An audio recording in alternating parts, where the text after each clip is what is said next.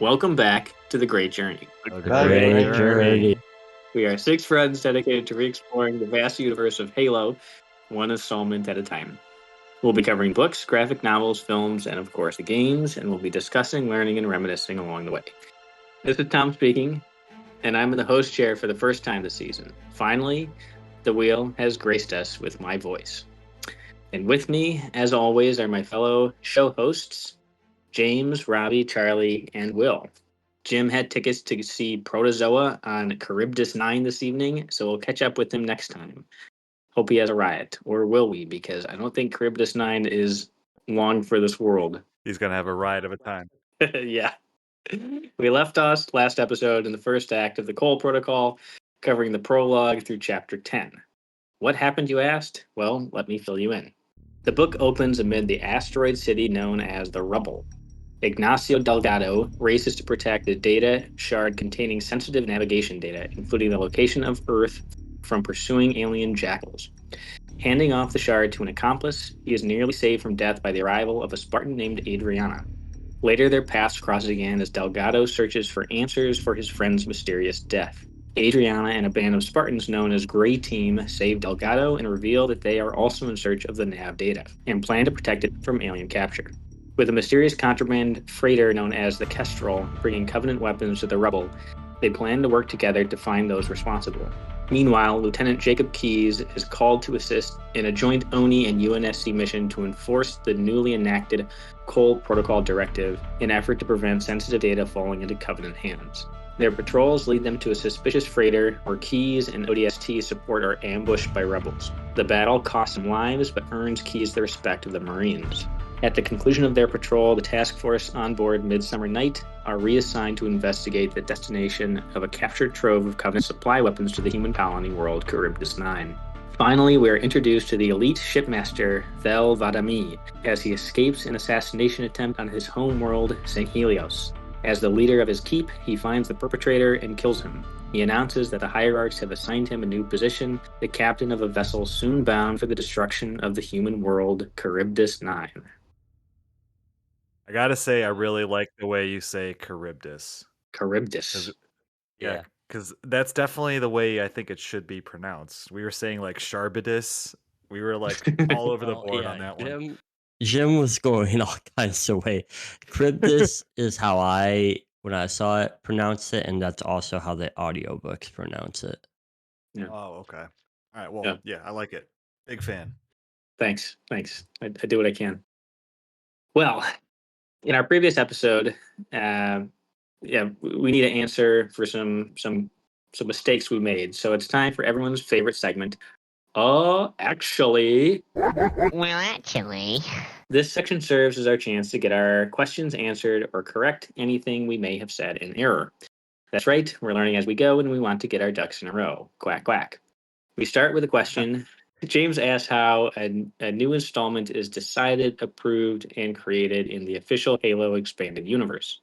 An answer from the Eld on Reddit may help us understand the process here. So they said only 6 novels were produced when Bungie Studios was charged with making Halo games.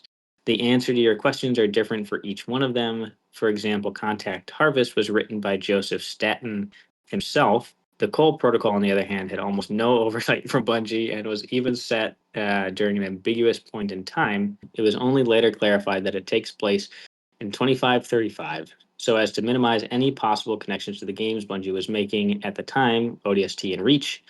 All William Dietz had to do was retell Combat Evolved, but he took the initiative and added material of his own to the story as well. None of that came from Bungie.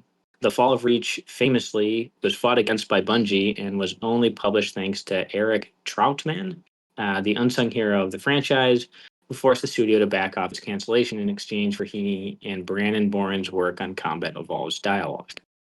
Eric Nyland was given access to the story Bible to write the original novel, but we don't know how much he truly invented himself out of whole cloth. First Strike and Ghost of Onyx then were made due to the success of the Fall of Reach.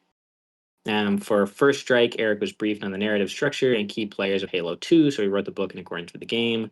For Ghost of Onyx, he had total freedom to do what he wished with the characters he had created that the games had ignored so long that they were removed from the picture, so to speak.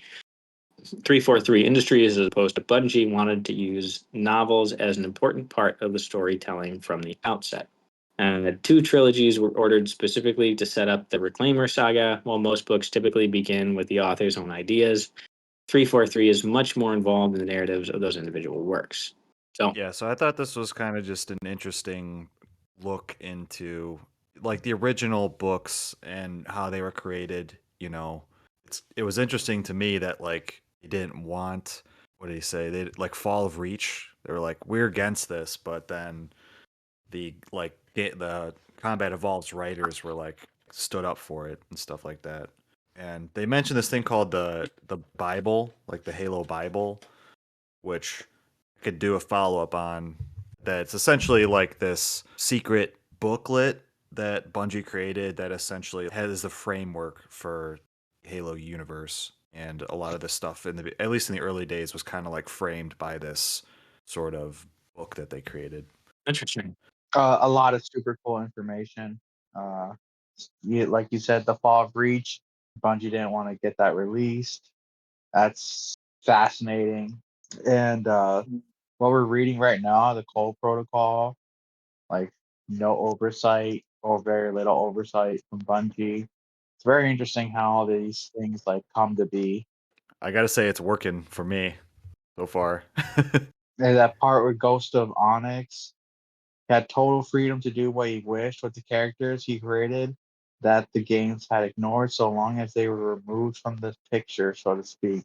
I know what they're talking about. Super cool. Yeah.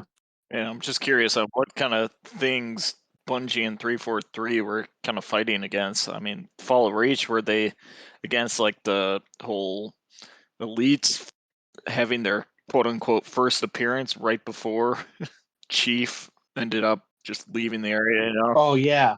Was that something, maybe? Yeah, where it's like they're fighting the war for 20 years and then they like run into the elites for the first time. I mean, if I'm at Bungie, that's one of the things where I'd be like, this kind of doesn't make sense. Yeah. Yeah. And you would think it'd be like, let's just edit this part, but who knows how that stuff works. Yeah. All right. Well, good info. We also have a correction required from the last episode too. We incorrectly stated that the Kestrel contraband freighter was already somewhere in the Rubble asteroid city. Tonight's chapters clarified that it is still en route. Okay, so we are all schooled and corrected, so let's move on to the main course. Tonight we'll move through our second section of the Cole Protocol, covering chapters 11 through 27. Chapter 11. As the Midsummer Night hovers in orbit of Charybdis 9, Keyes is summoned to the sickbay to check on the injured Pelican pilot Jeffries.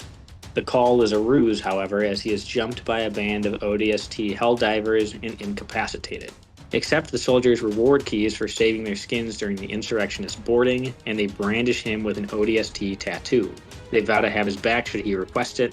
After, Major Watanabe requests Keyes accompany him to the surface to continue their mission. Chapter 12. Keyes and Watanabe descend into the city of Skillion on board Jeffries' Pelican. Skillion is a corporate mining town that has descended into riots once the company began evacuating for inner colonies. The chaos has fueled an influx of advantageous insurrectionists, and the Pelican steers clear of danger. They land and meet Corinthia Hansen, an ONI member tasked with locating and destroying Covenant weaponry. She has a group of agents at work, and they urgently depart to a meeting on board a pack of warthogs. Chapter 13. Keyes and Watanabe and Hansen climb into a mobile command trailer and make for a meetup scheduled with the known insurrectionist arms dealer, one who plans to purchase the Covenant arms from the covert ONI operatives. Hansen, playing an undercover role, meets the dealer, Jason Kincaid, but the meeting is cut short by advancing rioters. Opting to get a move on, they seize Kincaid and peel away, but not in time. An RPG is fired into their container and the caravan comes to a halt. UNSC and ONI groups are forced to bail and emerge to an angry crowd of colonists. All right. Dun, dun, dun. Yeah, crazy chapters. I do love when we talk about keys. Like, I don't know. I just really enjoy it. One quick correction: the tattoo isn't an ODST tattoo. I think it's a Helldivers tattoo in particular. So I think because the Helldivers are a special kind of like more advanced ODST group, I think the Helldivers gave him like a Helldivers style tattoo. Does anyone know if that's correct? That's how I perceived it. Like he became technically a Helldiver, not an ODST. You know? That's going to be a good will actually for next one. This is the important stuff here. Was it an ODST Yeah. tattoo or a Helldiver Which tattoo? exactly? Oh, Hey, okay. that No, stuff actually, matters. I have the answer right here, page 103. Watanabe grabbed Key's arm and looked at the lettering. The ODST tattoo. They must really like you. You know what it means? No, Keys shook his head. He says the kanji stand for bastard or badass, depending on who you talk to. So Okay, it is just a plain ODST tattoo. they are ODSTs, but I Thank you guess for they call yeah, themselves Helldivers. So makes sense. Okay. glad we got that taken care of. Yeah. Well, going off of what James said earlier, just a cool kind of action-packed ending here, cliffhanger. I really like that. Like they're going down into the planet, this planet that sounds like it's falling apart. People are rioting. Yeah, an interesting planet, right? Like a pure corpo planet where you get paid in corpo bucks and you can go shop at the corpo store and clearly that doesn't work when people get greedy, or the corporation Right. itself gets greedy and ups the cost of living and no one can afford it. And yeah, so it kind of again reminiscent to human history when areas like that have tried to pop up. Yeah, I don't know. It's just like a mini sting operation to figure out where these Covenant weapons are going or who's involved in it. And meanwhile, like this whole rioting thing gets, kind of throws a curveball into the whole situation. Yeah, I also found that super interesting about it. Instead of a company town, it's a company planet. And the company, everybody works for the company. The company pays you in their company script, and you pay. You buy your groceries at the company store with the company script, and very reminiscent to company towns in places like Yep. West Virginia and stuff like that, where everything was controlled by the company.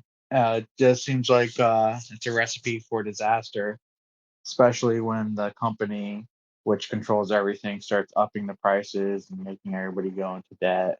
Or just straight Yeah, they're up like, leaves the planet. Just like, nope, we're out of here. That's what sounds like happened. yeah, it's crazy. We actually had a company town here in Chicago, Pullman. Pullman, yeah. Which made rail cars. And yeah, Charlie and I went to a brewery one time, and they were talking about the history of it. How yeah, you got paid in the company dollars, and you could shop at the company store, and it was all this mini town within Chicago that was just company run. But yeah, I like again this whole Keys becoming a honorary ODST and kind of like earning his quote unquote wings, if you want to call it that, and then yeah, being roped into this Oni operation, and then obviously all hell breaks loose. I think the next couple of chapters are really some of my favorite ones. They're setting it up here. I want to add that they mentioned Elias Carver in this chapter, and if we remember back in season 1, Elias Carver was the one who came up with the Carver findings, which basically spelled out the destruction of humanity if, like, basically they can't get their shit together. They're gonna kill themselves in nuclear war and stuff like that. And I Oh, just thought it was a interesting. cool little callback. I think that was from Halsey's journal originally. But then yeah, so Watanabe basically says like, look, there's like hundreds of religions. We got competing corporations, political persuasions, and all ruled by a government that's light years away. So like, do you expect this to kind of survive? I just kind of setting up the scene here in this kind of world that's just completely fallen apart, and I kind of appreciate that. All right, let's move on to next section here. So, chapter 14. Delgado exits his spacecraft into a waiting group of ruffians. They state that someone requests to meet and bring him on board an inter-asteroid transport. Inside, a man introduces himself as Peter Facio, and he is Delgado has been asking around for. Understanding that this man is likely the leak inside the Rubble Security Council, Delgado digs back for information. It is revealed that Bonifacio is after the navigation data that Delgado hid, and that the council member is working alongside the Kigyar to procure valuable goods from the aliens. However, without the nav data as collateral, the deal cannot be finalized. Delgado refuses to budge and becomes a prisoner of the traitor within his own faction. Chapter 15. Back on Skillion, Keyes regroups. They face off against the rioters who are now being urged on by the prisoner Kincaid. Keyes, Watanabe, and Hansen break for a nearby building and hold off the crowds with sporadic shooting. They take an elevator to the rooftop as Keyes requests extraction from Jeffries. The pilot swoops in and dodges an RPG round, but is quickly peppered with more shots, and the craft plummets to a fiery explosion. Watanabe takes command in the chaos and orders Keyes to call reinforcements from orbit. Keyes is promised an ODST drop, but the trio must hold out for 20 minutes. Now, on their last weapons magazines, they prepare for a desperate standoff. Chapter 16. Keyes, Watanabe, and Hansen fire warning shots at anyone descending the stairs. There's a curious lull in the attack, and the trio takes separate corners to listen for movement. Suddenly, Kincaid vaults the edge and attacks Watanabe with a Covenant plasma rifle. The Major is struck by fire before Keyes can intervene. Keyes hits Kincaid with a few shots, and the pair come together and wrestle for the plasma rifle. Keyes comes out victorious, killing Kincaid and dumping the body back over the railing crowd below. This stalls any more attacks as the twinkles of the ODST drop pods begin to appear overhead. Chapter 17. Drop pods land on the roof and the ODSTs get to work. They establish a perimeter, and snipers take their positions to take out any remaining insurrectionists. A decoy Pelican swoops in, and as the rebels reveal themselves to shoot it down, they are expertly picked off. They extract on the flight and head back for Midsummer Night, but on the way they hear that a massive Covenant fleet is in system and headed their way. Keyes begins to strategize how they can take the fight to them, but Hansen shuts him down. The best thing his crew can do at this point is to keep following the mystery of the Covenant weapons, and Hansen exits on an orbital platform en route and wishes them luck.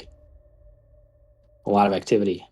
Yeah, like I said, I really liked these last chapters. Sorry, and for Jeffries, I want to say that. And what I found interesting was chapter 16. It was the first time Keyes had killed someone, and that was just interesting to me. It never dawned on me that Keyes had not been in battle before, or actually like killed anyone prior to this chapter. Good point. Yeah, and he fucking like shoots his head Yeah. off or whatever. Like the first time he kills Yeah, someone, exactly. he decapitates Just him. explodes his head. Yeah. Yeah, with the plasma rifle. Fucking brutal. And then he Yeah. takes the body and just like, hey, do you guys really want to have this be you? Just throws it off the edge. Yeah. Yeah. Like, oh, that's one way of just ripping the band-aid off, right? We find out who the big baddie is on Yep. Yep. in the Rubble. It's Bonifacio, Mm-hmm. who is one of the council members, and he's the one that wants to trade the nav data. Give it to the Kigyars. The only thing, my only nitpick is I feel like I know in his mind he's like, we're gonna end up killing this guy. We're gonna kill Delgado. But at the same time, I'm like, dude, you're kind of saying too many things to this guy. You know? I don't know if anybody else got that same feeling where it's like you're basically like kind of telling them what's going on and what the situation is. 100%. It's like one of those movie tropes where it's just like, I'm gonna wait to kill you so I can reaffirm my entire bid to take over the world. You need to listen to this because I'm talking right now. It's like that sort of thing, and I agree. Yeah. It's just like, why are you telling, like, you're basically spilling the beans to this kid, and you don't really need to do that. You're in a position of power here. Obviously, yeah, like you said, he's the big baddie. And I mean, Delgado was just asking questions. That's all. I mean, why spill beans to like kid like that? Like, even if you do kill him, like, It is. it's wild. I think it's important to say that, well, like Will said, like he's probably going to kill him in the end. You know, he's done that obviously to Delgado's friend. I think the reason he's keeping him alive, obviously, is it seems like Delgado is the only one that knows where the nav data is hidden at this point, right? He had hidden it like right before he got captured, right? It seems at this point that this Bonifacio needs Delgado alive because Delgado is the only one who knows where that data is stored at this Oh yeah, point, right? yeah, 100%, right? And yeah, that's the only reason why Delgado is alive right now is because yeah, he's been hiding it and moving it as per his job technically assigned to him from the security console. So yeah, he's the only one who has knowledge of that data. Oh, I was gonna say I can't remember. Did he like say why he was gonna sell the nav data Yeah, to the Kigyar? Or was it basically just like fuck Earth?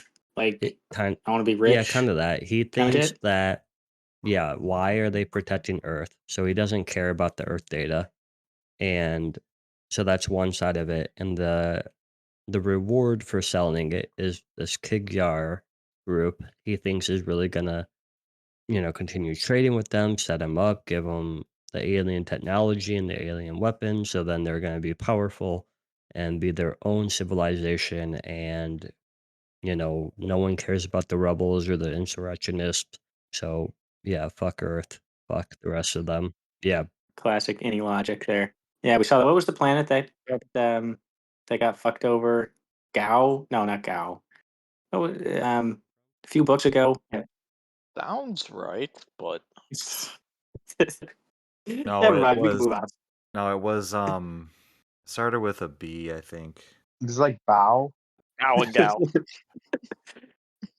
Anyways, Bao. it just that same logic was being used over there too. Like, we'll work with the Covenant and they'll save us, and they're just interested in destroying the UNSC and Earth, Bow. but not the case. Anyways, Bonifacio, this guy is fucked. Like he's got Keys and Oni coming after him. He's got 3 fucking Spartans in the rubble coming after him. Pretty soon we're gonna find out some other people are also after him. Like this guy is totally fucked. usually happens when you're the baddie. Boneface, Peter Boneface. Hey, you come into my rubble and you're causing issues. Take you for a long walk off a short space dock. Yeah, yeah. Yeah. You sleeping with the space dust. It's Biko. Was it Biko? Biko, yes, Pico. that sounds right. Biko. Isn't there Yeah, a Hey, gal. who sings Biko? Robbie, who sings Biko? Sings Isn't it I can't I can't think of it.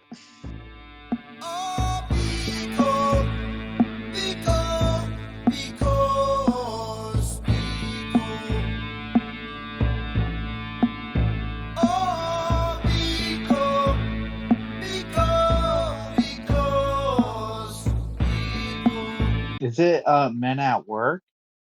Peter Gabriel. Oh, it's Peter Gabriel. Sledgehammer. Really quick, different universe, but if anyone ever watches The Expanse, a lot of these stories pull against these human like characteristics and how these societies form. But in The Expanse, there's also Earth, Mars, and they call them the Belters or like the asteroid belt people. And yeah, it's very much similar. They're so far away from Earth. They're like, no one cares about us up here. Fuck Earth, fuck Mars. We want to be our own thing. Yet they're under the control of obviously Earth. So like, I don't know. I always get the same feeling when hearing this talk with the Rebel and the people on it. I'm just picturing like how the Belters are, which is funny. I've watched the first 3 seasons of The Expanse, and I think the same thing has crossed my mind about the Belters. Yeah, so good. And these people in the rubble, they're very. It's kind of we got a similar thing kind of going on. All right. Let's move on. Chapter 18. We revisit Covenant shipmaster Thel Vadami as he boards and ransacks a UNSC destroyer. His group of fellow elite zealots work alongside him, dispatching humans with ease. They reach the bridge of the vessel only to find the navigation core already destroyed. Their small squad has been attempting to locate information about the humans' homeworld to no avail. They return to their ship, where Vadami receives a transmission from the Prophet of Regret, instructing him that he and his crew are needed for a new mission. Thel hopes he can pursue his desire to destroy humanity. Chapter 19. Thel Vadami visits the Prophet of Regret aboard the San Shayum's cruiser. Regret wastes no time. He provides the shipmaster with a pilfered plasma rifle that was engineered for human use.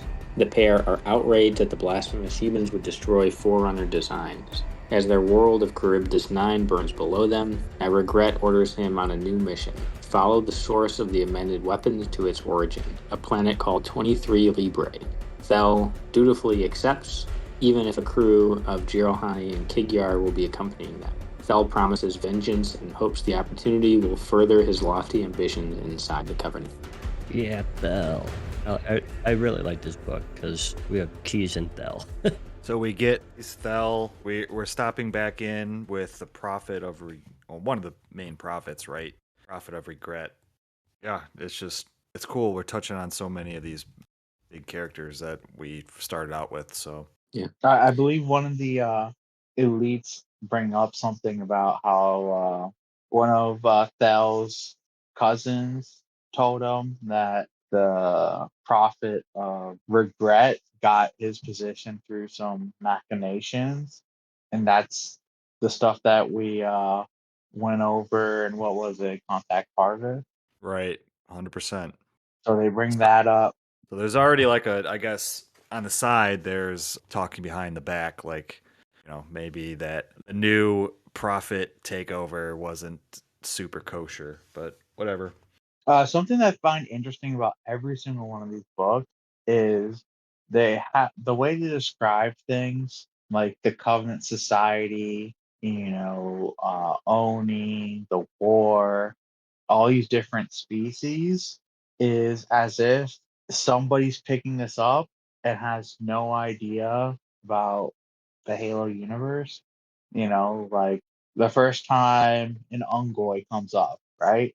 They go through and describe, how they breathe these methane tanks, or the Covenant and what they believe. Like they go into detail, like briefly, and they do that for every single one of the books, where it's just like, just in case this person picked up the book and has no idea what Halo's about, they have these like brief descriptions of everything, like the Jirahane, being like these furry beasts that are super tall and, bulky.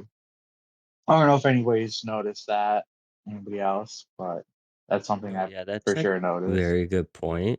Um, I wonder if it is because like there hasn't been a true.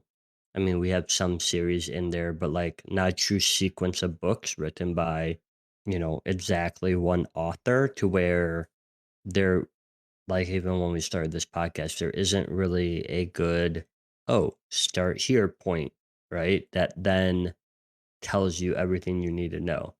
Whereas if you pick up Game of Thrones or any other large book series that is written by technically one author, the idea is you do start, from start to finish. So yeah, that is a good point where, they re-emphasize and re-explain certain characteristics and traits, especially on the Covenant side of the different races and stuff like that. Yeah, and that's a really good point, because like if you're, reading through, Game of Thrones books, like they're not gonna go over again who the Lannisters are. You know, in the fourth book, they're not gonna like reiterate who the Lannisters are, where they're from, and all this stuff. But in all these Halo books, they do go over like, oh, this is Keys.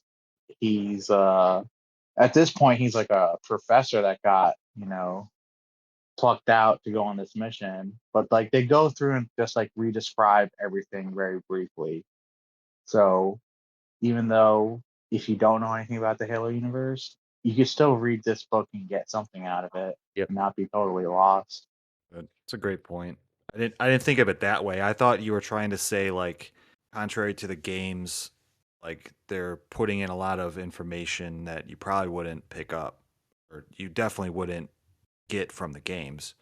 Background on Sangheili culture, background on all these different cultures, which I was going to say that, obviously like playing the games and then going to the books, they're more interested in the whole universe as a whole, right? They want to Right. expand on that universe. So I think the books are doing a good service to those sort of fans that, Absolutely. aren't just running and gunning the games. They want to, they want to learn about Sangheili culture and all shit. So, but yeah, that's a good point where, like you said, you can pick up any book so far, I'd say, kind of sit down and you wouldn't be completely lost. It does a good job of, kind of filling in those little holes quickly. Yeah, it's also very interesting how each author basically describes each of these Covenant species like their own way. I mean, I can't think of really anything concrete off the top of my head on former ones, but this one he was talking more about like the Ungoys, like the methane tanks, and I think I remember before one of the authors mentioned like the leathery skin on the Ungoys, and it's just interesting to see how they kind of describe it. In Contact Harvest, we had Macabus that, if we remember, he didn't really like the elites, right? He kind of fucked with the elites when they were on his ship and whatever. And then we turn it around here, and Thel like really hates the brutes. So yeah, again, it's just kind of like this reversal, and you get to see both sides of what what these species, I guess, kind of think of each other, even though they're supposed to be on the same team essentially. But I also just thought it was funny that the human ship that the elites were boarding was called "Do You Feel Lucky?" I don't think many people were feeling very lucky. no. Anyways, I want to bring up a quote here. It was said by Thel, right? And it was in relation to like Jorah was his kind of subordinate. His name is Jorah, Jora. He's kind of questioning Thel's orders, right? And Thel goes, quote, "The path is strict. It brooks no deviation, no remorse. We are zealots. We serve the way. These are our orders. We do not question them." So it's just I think an important quote from this character this early in this storyline. Yep. So just kind of want to put it out there in the ether. We're learning so much about the elite culture, and it looks like in their culture that bleeding, any kind of injury, is basically like losing honor. Yeah. And doctors are basically the lowest form of, they're at the lowest rung of their society, which is interesting because like in our society doctors are highly esteemed and highly respected. Usually in our culture, Usually. doctors are respected. But these elites, they're like, yeah, doctors are terrible, and if you have to have a doctor work on you, then you're dishonored, you're disgraced, you suck. They bring up how Tell was injured when he was younger, and his family literally had to hide that a doctor worked on him. So, I mean, this is like super serious for them in their culture. Yeah. And we'll get in, I mean, later chapters dive even more into this about their honor and how it affects not even just the individual, but the bloodline, etc. Um, Yeah. it's pretty gnarly. all right. Chapter 20. On board the Midsummer Night, Commander Zhang seems to have finally come out of his shell as he addresses his crew about the recent destruction of Charybdis. Across the ship, there appears images and video of the Covenant turning the world to glass. Zhang vows that his vessel would take revenge by hunting down the insurrectionists he believes brought the Covenant to the colony. Chapter 21. Likewise, the Prophet of Regret observes Charybdis' destruction from orbit. The sacrilege of Covenant technology and therefore Forerunner technology troubles him. If factions of the Covenant are bartering with humans, then it risks the alliance falling apart. The prophets have risked much to keep their power and the power of the Covenant intact. Destroying humanity is of the utmost importance, if only there wasn't so many human worlds to eradicate. Chapter 22. Vadami's vessel Retribution's Thunder, accompanied by the Kigyar and Jiralhane vessel, a psalm every day, arrived to the planet of 23 Libre, the human colony world they called Madrigal, which has laid glass and abandoned since its destruction years prior. Not expecting to find anything of value on its surface, Thel instead searches the surrounding areas.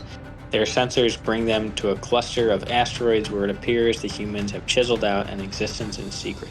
He even views a Kigyar vessel docked at one of its stations, and he believes he is close to finding the traitors, when suddenly his vessel is ripped through by incoming fire. Except it's not human, but from their own. The Jiralhane Captain Peleus and Kigyar shipmasteress Jurmut have betrayed him, perhaps to bring the news to the prophets themselves. With his vessel now indisposed, Thel prepares to be boarded when the ship violently starts exploding and the shipmaster is knocked unconscious. Whew. Was not expecting that. Yeah, Right. Backstabbing Seriously. going on. You can't trust those Kigyars. They'll stab you in the back the first chance they get. yeah. I mean, it sure sounds like it, right? So was it the Kigyar? Because I thought I remembered reading that the Kigyar, like Peleus came back on the screen, but the Kigyar wasn't there. And Thel was like wondering what happened to the Kigyar shipmastress. Did You I are misread 100% that? right, Tom. Yeah, so I kind of read it as like Peleus like took over the ship, like mutinied and like killed Jurmut or whatever her name is, and took over. Yeah, I feel like it was a Jirahani. Yeah, I was wondering what happened because they don't explicitly say what happened to the ship masteress, It's true. but it is possible that she was missing from like the deck. It was just the Jirahane that was there, so maybe we'll find out later on if they were working together and she just wasn't there, or if she was killed by the Jirahane and the betrayal is only by Jerahane's actions. Peleus. Yeah. I do want to go back a little bit to chapter 21, where the prophet of regret, like, truly is upset, obviously, with understanding that there's traitors within the covenant. And he obviously talks through. We kind of made a comment of like how the prophets have risked a lot, the three main prophets here, to keep power intact, and that really calls out to really what happened on High Charity. In previous books we have read of learning what humans really are in terms of the covenant religion. Was that in this chapter or is that later? I think it was chapter 21 Okay. that they go over that. They just go over that stuff that Yep. they went over in Contact Harvest, where the a monitor basically says like you guys are saying nonsense. They try to activate the what is it Yeah. called, Charlie? The dreadnought, Right. Yeah. and they shut it all down. And they're like, "Fuck! Like our religion's a total fucking lie. What are we gonna Well, it wasn't do?" necessarily a lie. They just knew if they revealed it, there would be no power grab. Like they feared the Covenant would stop continuously searching for more Forerunner tech and going on the journey if they knew humans were technically the descendants of Forerunner and they would probably look to humans. But I do like this chapter going a little bit and answering some unanswered questions we had in Contact Harvest where we were wondering why when the Covenant came across the human race, they wouldn't work on integrating them into the Covenant like they did other races. And this one kind of answered it where they would have, especially again how the Covenant is seeing humans as impressive for the number of worlds that they have populated, and kind of their building advancements there.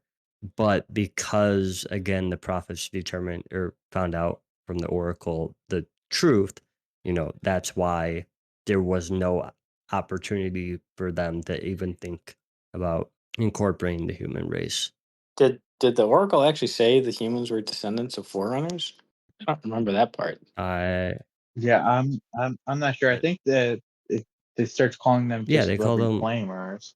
Yeah, but Right. mm, Yeah, I call them reclaimers, which I guess, yeah, I guess it insinuates that they are rec- forerunner because, yeah, reclaimers. Sorry um, to cut you off. Is the inheritors of Forerunners' legacy and technology. So I guess in the story, like they are to inherit everything the Forerunners have built. It goes. Let me know if you want me to read it all, but that's kind of the high level gist of it without going too deep into what that means. So I guess not descendants of Forerunners, I but mean, there uh, was that one thing where they were going in the direction of humans were the forerunners. Then I'm not sure if it was when 343 took over or there was a change in Bungie maybe where they went in a different direction. Or something like that, right, Charlie? that's correct. But in terms of the story right here, right now, the crux of the issue with what the prophets realized was that the oracle revealed that yes, humans are these reclaimers, which I'm taking as they're saying that they were forerunners, which would mean that the forerunners didn't all leave, they didn't all disappear, like this quote great journey that they go on, right? So that would essentially prove that journey is a sham, correct? That's what the issue is. I think Covenant's based on the idea that everyone will ascend to this perfect afterlife with yeah, the yeah. Looking at forerunners. Halopedia, reclaimer, quote for quote, this is what it says. Reclaimer is a Forerunner term used to refer to a species or member of a subspecies chosen to be the inheritors of the mantle and the stewards of all life originally held by precursors, etc., etc. So they aren't, and I was wrong on this. They're not descendants of Forerunners, but they are marked by Forerunners as chosen people to use their technology and inherit everything. So I think because the prophets learned this, they realize, oh, the covenant isn't chosen, and we can't let this race come in here and be chosen and take over the journey because then the prophets would obviously lose all power and probably the human race would, like their leaders would come up and be powerful and lead on that journey, etc. So I think that's kind of where it was more, we want the prophets in the Sankhili, not Sankhili, Sham. yeah, thank you. Anyways, they would want the humans obviously to replace them and their power that they have there. So I think that's kind of where that decision was made, was we were going to lose all the power. Not necessarily saying that their religion is wrong, just that the prophets would lose the power to the humans because obviously the humans were the chosen ones, not the prophets. That's how I take it. Officially, our take right now on this show is that the Oracle revealed that humans are descendants of Forerunners, right? Like you said, James, which would mean that the Forerunners didn't all disappear and that Covenant creatures trying to go on the journey and go to the next realm, that's not what happened to the Forerunners. They disappeared, but it's not to a next beautiful ever after, right? That's the basis of the religion, and the religion is the basis of the covenant. So, if the religion is fake, covenant is therefore based on a falsehood. That's the issue Contact Harvest kind of built. Do you guys agree with me? Yes or no? I want to hear other people's take. Say so. Yeah. I honestly couldn't remember this. That's why I asked Yeah. what the Oracle said. I'll try to grab text of what the Oracle actually said, but James, you got to consider that probably what you're researching is also made after. It's probably 343 stuff too. Okay, Mm-hmm. so a lot of the media that we're reading right now was created in Bungie's reign. It was pre-4-3. Yeah, it was pre 4-3. I like that, Tom. It was pre 4-3, and therefore the line between Forerunners and humans is much more ambiguous. Okay, that's all we got to say about that for right now. Rabble. Rabble. All right. This do is we have anything? eventually this is Go something ahead. we're gonna have to get on the same page of, though, because it's basically the basis of the name of our podcast, right? So I think we need to get What's schooled that The name? name in of our podcast. the Great Journey. Great Great journey. Journey. The This Great is also built Journey. on a falsehood and a lie. This whole podcast is a lie. It is technically. All right. Do we have anything else to say about chapters 20, 21, and 22? No, I gotta Nope. reread Contact Harvest for a oops actually next episode just to verify what Charlie and I are saying. But yeah, I do agree. Like it's a power play that would disrupt what the Covenant thinks of their religion. I think we can move on. Okay. There's nothing else. Then, chapter 23. Midsummer Night has been trailing the smuggler vessel Kestrel since UNSC buoy sensors around Charybdis had picked it sneaking out of system. They followed its slipspace jumps to a remote area nearby the destroyed world of Madrigal. They follow the freighter into an asteroid belt and finally come upon the makeshift human colony known as the Rubble. Keyes also notices a Jackal vessel docked in the station as well. Understanding that this unknown asteroid city is one massive Cole Protocol violation, the Midsummer Night stealthily moves into the asteroid cluster to gather more intel. Chapter 24. Thel awakened in a human jail cell somewhere in the asteroid city. He is with the remnants of his crew, supposedly taken prisoner for ransom by the Kigyar traders. His steward, Jorah, was terribly injured in the process, and he requests that Thel put him out of his pain. By dismantling a cot in the jail cell, they create a makeshift weapon, and Thel grants Jorah his wish. Understanding that the only way to get out of this situation without the Prophet's retribution is to capture and kill the traitors, they begin to hatch a plan of escape at their first opportunity. Chapter 25. Meanwhile, Delgado remains in prison in punishment from Bonifacio. He manages to sneak a pin from the nozzle of his cell sink when there is movement outside. It appears that the Kestrel has finally arrived, which means that Delgado's safety is running short. However, it appears that there is one issue delaying the vessel's arrival, a UNSC cruiser lurking about, apparently revealed by a sympathizer on board.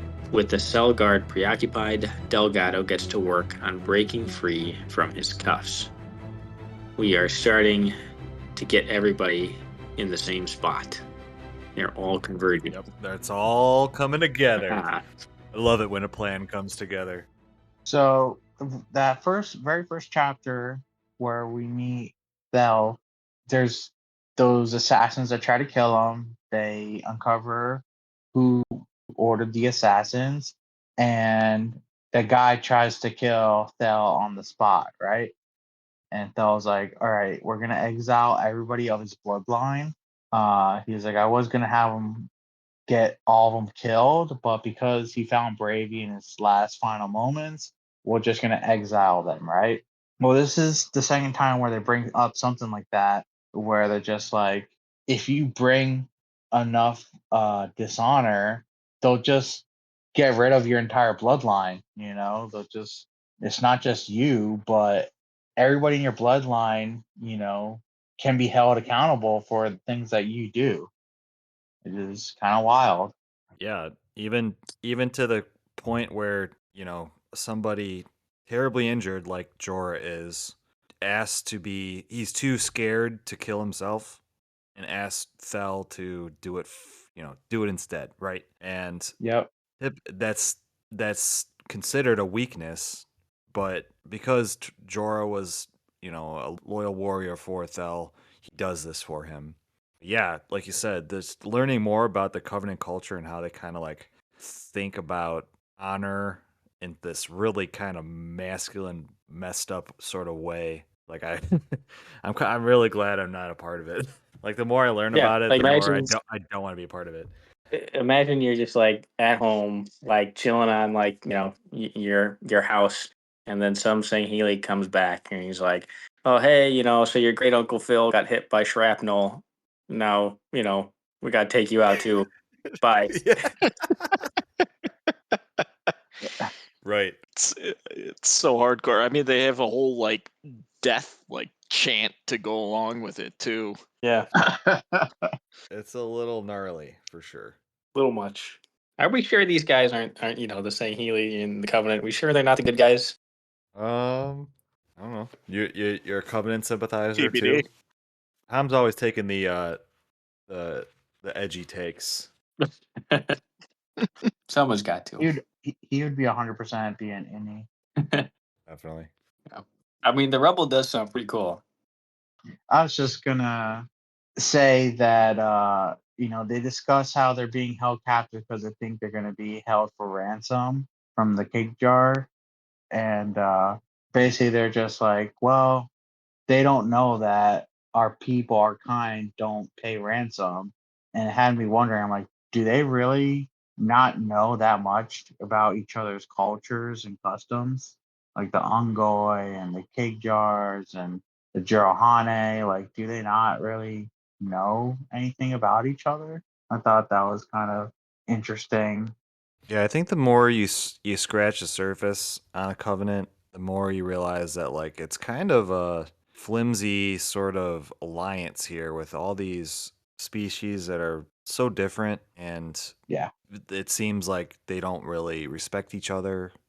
So yeah, it's just it's interesting look into that sort of side of things. Yep. Right. Just one thing. We just went through a ton of chapters and nothing about Gray Team. So I know they're Yeah. up to something. I wonder if we're going to find out soon what they're doing. Dun, dun, dun. All right. Chapter 26. On board Midsummer Night, Keyes captains the ship deeper into the rubble. Despite the impressiveness of the world the refugees built out here, the bridge agrees that the lack of wireless chatter is suspicious. Zhang opts to retreat and observe from afar, but just as Keyes plans his route, there is an explosion inside the ship. Suddenly, the operations officer, Badia Campbell, whirls around and shoots Zhang twice. She manages to fire upon the other crew members before Keyes tackles her to the deck. She yells about not allowing Zhang to destroy the Rubble citizens before she manages to kill herself. As Zhang is patched with biofoam, a sitrep reveals that another individual must have planted a bomb in their fusion core, and the Midsummer Night is a sitting duck. Worse yet, the ruckus has brought Rubble rebels onto the scene, and the frigate begins taking fire. Zhang hands the reins over to Keyes and makes for the engineers to hopefully get the freighter online. A Mac round rips through the freighter, and Keyes opts to enact the Cole Protocol on his own vessel to protect their data. However, and without everyone's consent, Zhang jettisons their nuclear arsenal and announces to the rebels that the Midsummer Night is surrendering. His dying words to Keyes are that, like his notorious combat exploit, he did the best with what he had. Zhang then flatlines, and Keyes becomes the ranking commander. His first act will be to surrender his vessel. What a crazy chapter. Keyes is finally commander of a ship and has to surrender it. Also, I will say, Badia, finished the job. I felt like once she killed herself, everyone who got shot is still alive, which I get it, but I felt like that was a Well, weird twist. maybe we'll learn more about her character later on. I don't know. Like, I can't say that she's a rebel. She's obviously a sympathizer to the Rubble colony, but is she like an insurrectionist? I couldn't tell. Her motives were a little bit unclear to me. I felt like it was pretty obvious that she was an insurrectionist. The people in the rubble they knew that the Castro was getting followed because there was somebody there, like we have somebody on the inside who is letting us know what's going on. So I just felt like, yeah, which by the way, like I mean, dude, these insurrectionists are fucking everywhere. Like, do they do background checks on any of these people? I don't understand. Like, what's going on here? There's spies everywhere. Yeah. Rubble Is rebel. Stanforth an insurrectionist? You know? Yeah. Is Chief an insurrectionist? We don't know. At this point, who knows? Are we gonna slap the insurrectionist label though on Bonifacio?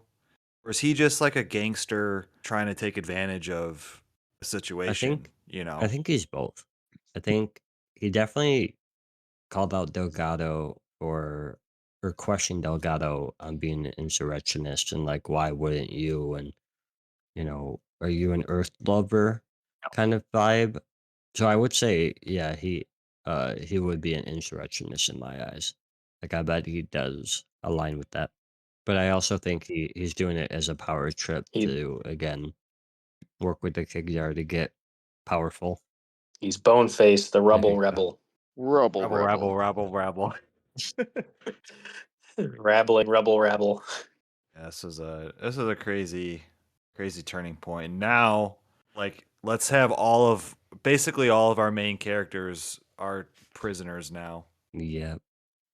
That's why I do like this book, because it all kind of converges these different paths into the fucking rebel. The Rubble Rebel. Rabble? Rubble rebel. All right. Any last words? Any last thoughts, guys? No, I like part 2. I'm excited to see where it goes from here. You know, how are they going to get out of their prison cell? How's Stell going to get out of his prison cell? How's Delgado going to escape from these gangsters? Joke's on you. They're all just confined to their prison cell for the nuts. How is 300 pages. how is Keys gonna get out of this predicament where he's surrendering his ship? Things are not looking good for our heroes. Well, I think now it's time to switch to our Season 2 PvP tournament. But first, a message from our sponsors. Tonight's fight is brought to you by a very special partnership that is very near and dear to our hearts. The Count from Sesame Street and the number 343. 1, 2, 3, 4, 5, 6, 7, 8, 9, 10, 11, 12, 13, 14, 15, 16.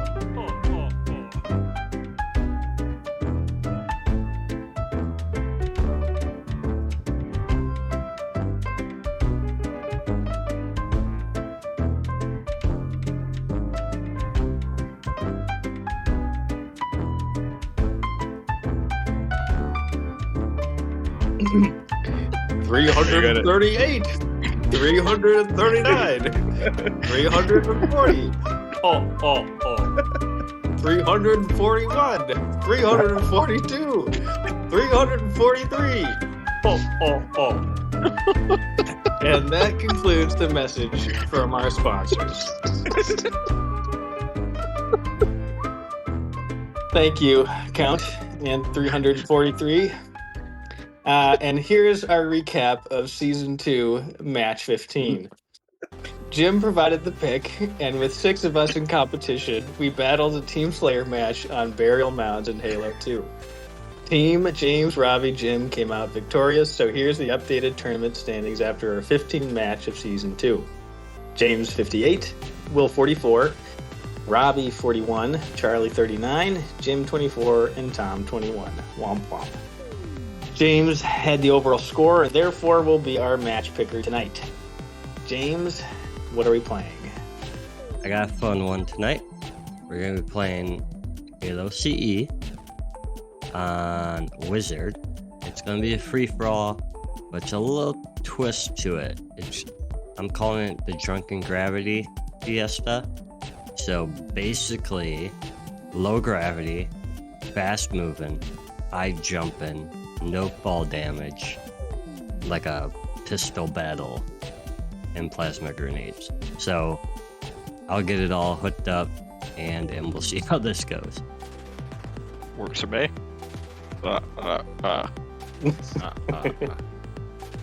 Well, maybe we could buy Sesame Street now. Yeah, with all of our ad money. Yeah. Support our podcast so we could buy Sesame Street. All right. Well, sounds good. Great pick, James. Looking forward to it. So, wrapping up here, guys. Saying Healy culture looks down on those who listen but fail to follow. Don't let your lineage suffer such a dishonorable fate. As always, you can find us on Facebook, Instagram, and YouTube at The Great Journey Pod. We're on most major podcast platforms, and we'd greatly appreciate your likes, your comments, and your follow on these platforms to help boost our visibility. With our storylines converging in the Rubble, are we in for some rocky chapters ahead?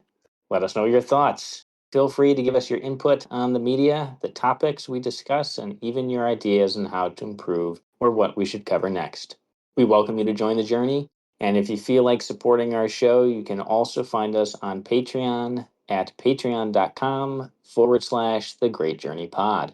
Your contribution is greatly appreciated. With it, we can offset costs of hosting platforms, editing software, music subscriptions, and of course, the actual media, all of which are the things that allow this project to keep progressing. We aspire to be an interesting, thoughtful, and fun contribution to the Halo community. As a TGJ Patreon member, you will receive a shout out live on one of our episodes, yet to happen. And should you choose, we will answer a question of yours on air as well. You know, you can ask us something like, if you could write a Yelp review for one location we've seen so far in the Halo universe, what would it be? Netherop, and the review would be Dusty. Also, what's dust? Netherop, and the Damn, review I would be From Dust to Dust, right? Gonna Dust to say dust? Netherop, bunch of ancient infrastructure that nobody knows what the hell is. Super hot, and nobody could give us water. 3 out of 10. Love the spider machines. Spider.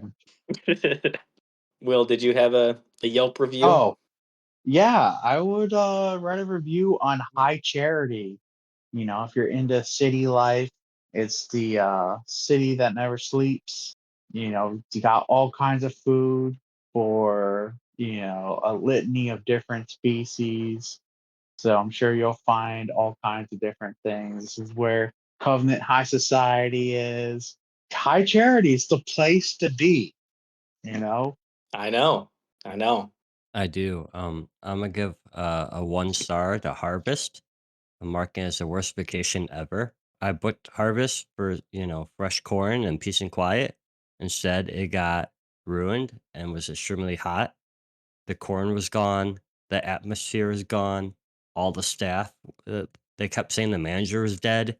No refunds, no manager. Ash in my latte. I'm never coming back. Ash in my latte. All right, guys. So, our great journey Great journey. A great journey. continues.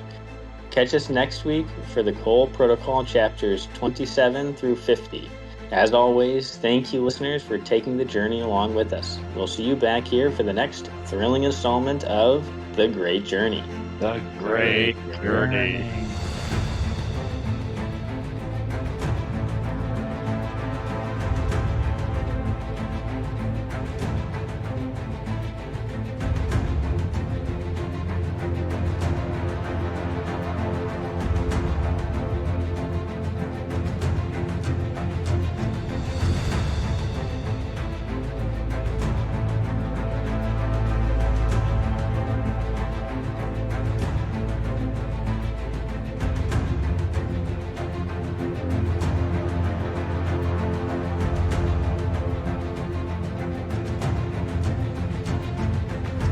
Hey, it's Robbie, one of your hosts here on The Great Journey. We hope you enjoyed the show. If you want to connect with us, you can find us on most podcast platforms, as well as Facebook, Instagram, and YouTube at The Great Journey Pod. If you'd like to support the show, you could do so at patreon.com/The Great Journey Pod. Thank you for your listenership, and we'll hope to see you for the next chapter of The Great Journey. Is this any better? Like, has my voice been bad this whole time? Oh, that sounds This way is better. better. Oh, well, Yeah. why didn't you guys say that? I've been using my headphones the whole time for like since the whole start of this. Blame Charlie. Uh, He's the sound director. You never Man, had to it's host wild. It's like up listening to until Tom in like 4K.